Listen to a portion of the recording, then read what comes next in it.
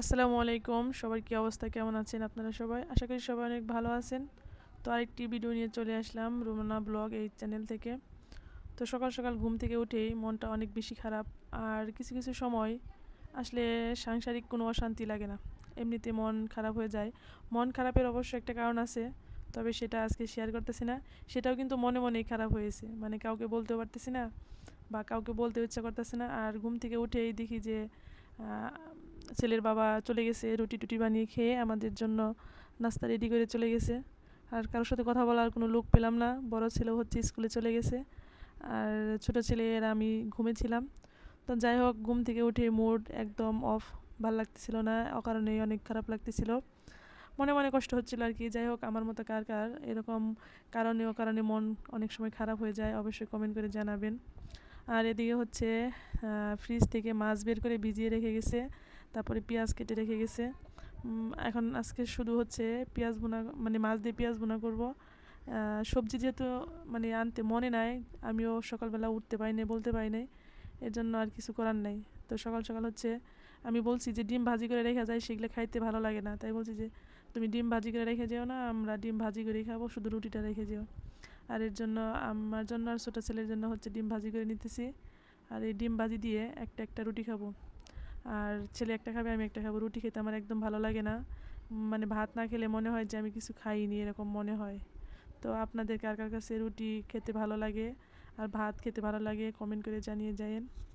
যাই হোক, সব কিছু মিলিয়েই আজকের দিনটা জানি না কেমন কেমন গেলো। আর এটা হচ্ছে ছেলের ভালোবাসা, ছেলে চিপস খাচ্ছিল আর আমার জন্য নিয়ে আসছে।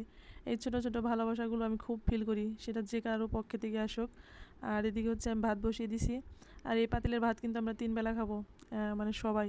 অনেকে বিশ্বাস করতে চায় না যে এই কটা ভাতে এত মানে হয় কি না। হ্যাঁ, হয়ে যায়, সমস্যা হয় না, আলহামদুলিল্লাহ। যাই হোক, আসলে ভয়েস দেওয়ার আগে চিন্তা করি কি ভয়েস দিব, কি ভয়েস দিব। আর এদিকে হচ্ছে যখন ভয়েস দিতে আসি তখন কখন যে ভিডিও শেষ হয়ে যায়, কিন্তু আমার কথা শেষ হয়ে যায় না। কি একটা অবস্থা বলুন তো। আজকে হচ্ছে গ্যাসে মানে প্রচুর জানালা দিয়ে বাতাস আসতেছিল, এর জন্য আর গ্যাসে রান্না করব না, ভাবলাম কারেন্টের চুলায় রান্না করি। দেখেন বাতাসে কিন্তু সব কিছু নড়তেছে, এবং কি আমার স্ট্যান্ডে যে ক্যামেরা মানে ফোন মানে সেট করছিলাম সেটাও কিন্তু কাঁপতেছিল। আর সব কিছু মানে একটু গুছিয়ে গেছে নিছি, এখন শুধু মাছ ভাজিটাই করব আর ভাত বসিয়ে দিছি ওদিকে। এটা হলেই হয়ে যাবে, আজকে আর কিছু করব না। অবশ্য ডাল রান্না করতে চাইছিলাম, তবে দেখলাম যে যেহেতু আপনাদের মানে ছেলের বাবা আজকে দুপুরে আসবে না খাইতে, তো আর মানে বেশি হয় তরকারি, এগুলো শেষ হয় না। এর জন্য ভাবলাম যে ওরা তো অত একটা বেশি খায় না সবজি টবজি, এটাই থাক। আর ভালো লাগতেছে না যেহেতু, এর জন্য আর ঝামেলা করলাম না। এই মাছ ভাজি দিয়ে গরম গরম ভাত ভালোই লাগবে, খারাপ না। আর কালকে হচ্ছে মানে আলু দিয়ে মাছ ঝোল করেছিলাম, সেখানে আমার এক প্রিয় আপু কমেন্ট করেছে, আপু তেল কম হয়ে গেছে। আসলে হয়েছে কি আপু, মানে আমি হচ্ছে প্রায় 5-6 বছর যাবৎ সরিষার তেলে রান্না করি। এখন সরিষার তেলটা একটু ভারী, মানে এটা ভালো লাগে খাইতে, রান্না করতে প্লাস। আর সয়াবিন তেলটা না একটু পাতলা, তো মানে ভেসে ওঠে। আর অনেক দিন যাবৎ রান্না করতেছি না যেহেতু, এর জন্য আন্দাজ হয় না। আর সয়াবিন তেলটা রাখা হয় এর জন্য, মানে ছেলের বাবা হচ্ছে রুটি ভাজে, তো এই রুটির সাথে সয়াবিন তেলটা ইউজ করে, এর জন্য হচ্ছে সয়াবিন তেল। আর আমার সরিষার তেলও শেষ। আর সে যখন বাসায় ফিরে তখন আর যে আমি ফোন দিয়ে বলে দিব যে তেল নিয়ে এসো, এটা আর আমার মনেই থাকে না।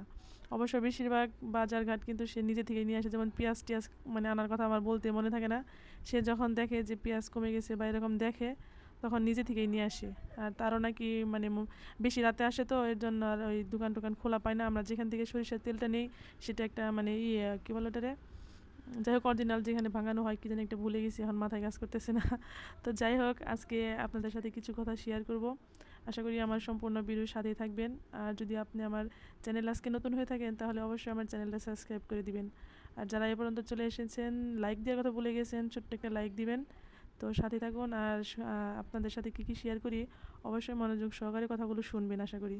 কিন্তু প্রায় একটা সময় শুনে থাকি, সেটা হচ্ছে মেয়েরা বোঝা। কিন্তু কখনো কি চিন্তা করে দেখেছেন সত্যি কি মেয়েরা সমাজের বোঝা, নাকি এটা আমাদের সমাজের পুরনো একটা মানে কি বলে কুসংস্কার, যেটা অন্ধ সমাজ বলে যাকে। একজন মেয়ে যখন জন্ম নেয় তখন অনেক পরিবারের কিন্তু মুখ ভার হয়ে থাকে, কালো করে থাকে, মানে সেটা কারণে অকারণে মানে হয়তো কালো করে থাকে। আবার অনেকে চিন্তা করে যে মেয়ে হয়েছে যৌতুক দিতে হবে, আবার পড়াইতে হবে, শ্বশুরবাড়ি পাঠিয়ে দিলে তো দায়িত্ব শেষ, এরকম একটা কিছু মনে করে। তো জানি না আসলে কার কী চিন্তা ভাবনা, এইসব আসলে আমার কাছে মনে হলো তাই আপনাদের সাথে একটু শেয়ার করতেছি। এই ধারণা এখনও কিন্তু বেঁচে আছে যে মানে অনেক পরিবার মনে করে মেয়ে হয়েছে বিয়ে দিয়ে দিব দায়িত্ব শেষ। আবার কিছু কিছু পরিবার মানে খুব টেনশনে পড়ে যে মেয়ে হয়েছে যৌতুক দিতে হবে, অমুক তমুক খাওয়াইতে হবে, মেয়ের জামাইরে নাতি নাতকুর, মানে বিশাল একটা টেনশনে পড়ে। জানি না আসলে তাদের চিন্তা ভাবনাগুলা এরকম কেন, বা এখান থেকে মানুষ আজও কেন বের হতে পারছে না, এরাই বুঝি না।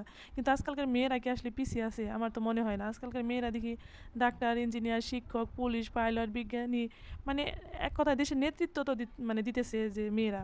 তবু যে কেন এখনও মানুষ এইসব মানে ধারণা নিয়ে থাকে যে মেয়েরা বোঝা। আমার কথাগুলো জানি না সত্যি কিনা, তবে আপনারা একটু কমেন্ট করে জানাবেন যে এরকম ধারণা আজও আছে কিনা। আমি কিন্তু জানি যে এরকম ধারণা আজও আছে।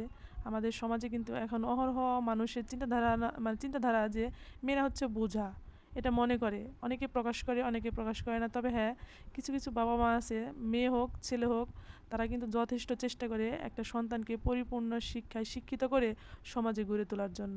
এমনও সমাজ আছে যে তার ফ্যামিলিতে শুধু মেয়ে, ছেলে নাই, সে কিন্তু কখনো আফসোস করে না। কারণ সে মনে করে যে এটা আল্লাহ প্রদত্ত, মানে আল্লাহ তাকে দান করেছে। তো যাই হোক, আজকের প্রশ্ন মানে আপনাদের কাছে একটাই, মেয়েরা কি সত্যি বোঝা? এটা অবশ্যই আমাকে কমেন্ট করে জানিয়ে যাবেন। নাকি আমরা তাদের বোঝা বানিয়ে রেখেছি, যেমন কুসংস্কার আর সীমাবদ্ধতা দিয়ে কিন্তু মানে মেয়েদের বোঝা, এটা মানে একটা মানে অন্ধ জগতের মধ্যে পড়ে থাকার মতো। তো যাই হোক, আপনারা তো জানেন ইদানিং আমি ভয়েস দিয়ে কোনো কাটছাট করি না, আর আজকে তো আমার প্রচণ্ড মাথা ব্যথা, ভালো লাগতেছে না। তারপরেও এই চ্যানেলে যদিও আমার ভিউ কম আসে, কিন্তু এই চ্যানেলের ভিডিও দিতে আমার ভালো লাগে, সহজ শর্টকাট মনে হয় এর জন্য আর কি। তো যাই হোক, মেয়েরা কিন্তু কী চায় বলেন? একটু ভালোবাসা, সম্মান আর সুযোগ দিলে মেয়েরা শুধু পরিবার নয়, সমগ্র আমার মনে হয় সমগ্র বিশ্বকে জয় করতে পারবে। একটু সুবিধা দিয়ে দেখেন মেয়েরা কি পারে আর না পারে। যারা অনেকেই মনে করে যে গৃহিণী মানে মনে করে কি, হাউস ওয়াইফ মানে মনে করে যে একটা অকর্মর ঢেকি। কিন্তু সুন্দর করে একটা সংসার চালানো, পরিচালনা করা, বাচ্চা কাচ্চা, স্বামী, শ্বশুর শাশুড়ি, সমস্ত সব কিছু নিয়ে মেনটেন করা, এটা কতটা যে একটা মানে কঠিন একটা কাজ, এটা যারা করে জানে। তো যাই হোক, আসলে অনেক কথাই শেয়ার করে ফেললাম। এদিকে হচ্ছে রান্নাবান্না কমপ্লিট করে ছেলেকে খেতে দিয়েছি, আর সে তো খেতে বসে সেই দুষ্টামি করতেছে। আর আমার আজকের এই কথাগুলো আপনাদের কাছে কেমন লেগেছে তা কিন্তু অবশ্যই কমেন্ট বক্সে জানিয়ে যাবেন। আর আমি যদি কোনো কিছু ভুল বলে থাকি সেটাও কিন্তু আমাকে অবশ্যই নিজ দায়িত্বে সতর্ক করে দিবেন। তো আর সবথেকে বড় কথা হচ্ছে, যেটা আসলে মনে আসে আমি সেটাই বলি। এটা আমার মনে আসা এবং কি চোখে দেখা। তো সবাই ভালো থাকবেন, সুস্থ থাকবেন। আল্লাহ হাফেজ।